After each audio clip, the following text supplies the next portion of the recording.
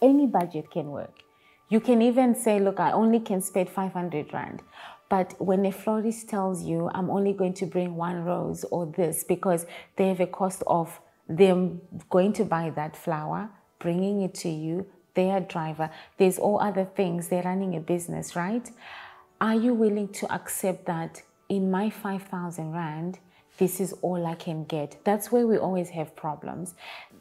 Yes, you can spend 5,000 Rand. Yes, I can design for you, but how creative can you go? And are you willing to adjust your expectations? If you've got this Pinterest picture, it costs a lot of money. So I think brides need to understand that any budget works, but be willing to understand that you're going to get a certain look that covers that budget. Because this is all you have. That means, and you also love flowers, that means it must be so important to you to get a certain look. You can think about maybe only keeping people that are really, really close to you and then make it intimate. That's one way of cutting down. Another way is to how you can redesign the floor plan. That says a lot. Do you know that round tables are much cheaper to design than having rectangular tables? So if you were going to think of, you want tables of 10 rectangular, maybe change that into a round centerpiece, because you only have maybe a 60 centimeter diameter to design and it's central.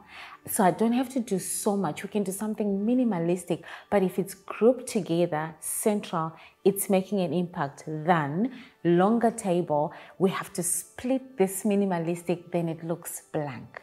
So you know, when you get a quotation, maybe let me try and explain it this. You get a quotation from your local florist, and then they normally break down this quotation.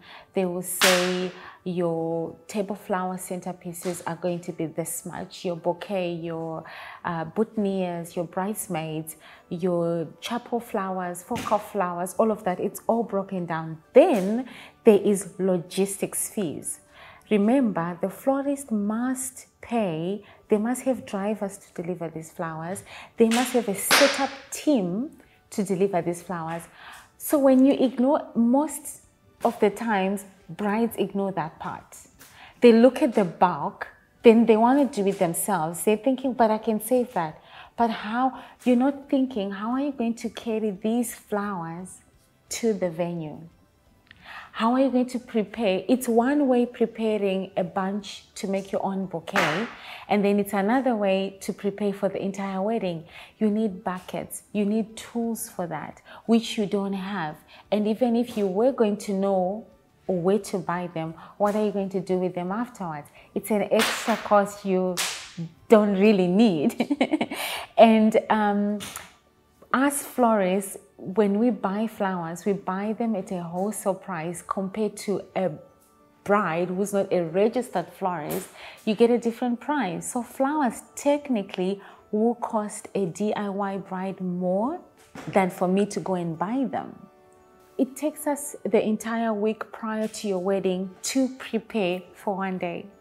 Flowers normally arrive on a Tuesday. We start preparing with a team. On a Tuesday, you are the bride, you are the one who's getting married. You don't want to still be busy designing because of the amount of time it takes to do this job and the stress of making it right. And you don't even know if they're going to look fresh because, again, you are the bride, not the professional florist. So you may not know what to do to certain flowers. We as florists, we are professionals now. We educated in terms of, if a flower die or if it's a flower is wilting, I know what to do to that flower because I've been trained to take care of that flower. You haven't. So if, for example, hydrangeas, they wilt so easily because they require loads of water.